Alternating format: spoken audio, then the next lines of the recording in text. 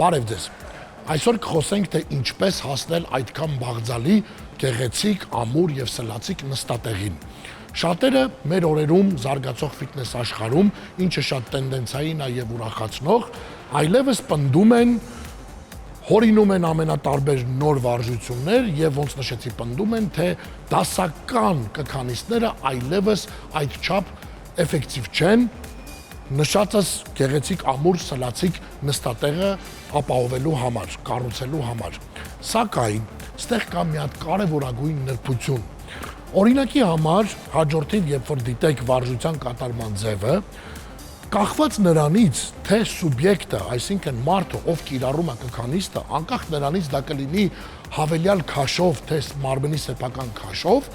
կախված է նրանից նստատեղի մկանների ներգրավումը, թե որքանով կապահովվի, թե ինչքան է մարդը իջնելու կքանիստ կատարելիս։ Օրինակի համար, եթե նա իջնում է մինչև 90 աշճան, 90 աշճան իջնելու դեպքում իհարկե նաև շատ կարևոր դեր է խաղում ոտքերի դիրքը։ Օրինակի համար, եթե ոտքերը լայն են դրված, ներգրավում են նաև ազդրի ներքին մկանները, բացի քառագլուխ մկաններից։ Եթե ոտքերը հնարավորինս քիփ են, մոտ են դրված,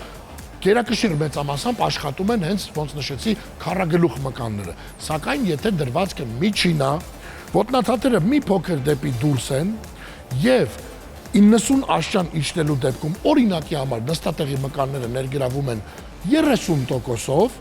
սակայն եթե մենք համոզենք ինդիվիդումին ճիշտ կիրառելով տեխնիկան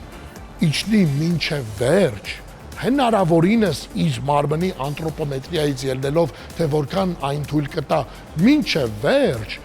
իսկ մինչև վերջ ասելով ես գերադասում եմ օրինակի համար, վստահ եմ տեսած կլինեք, թե ոնց են կքանստում ծանրամարտիկները։ Իրենց նստատեղը գրեթե հպվում է հատակին ու վստահեցնում եմ շատ հազվադեպ դուք կհանդիպեք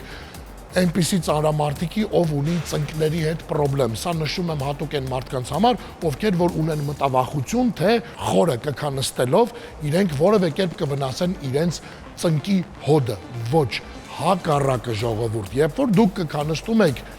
մինչև 90 աշճան, կորցնելով իներցիան, դուք էլ ավելի եք ծանրաբեռնում ձեր ծնկների հոդերը, որը երկարաժամկետ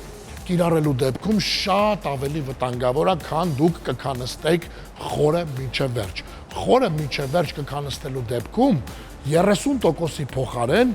նստատեղի մկանները բոլոր 3 շերտերը ներգրավելով միջին նստատեղի մկանը,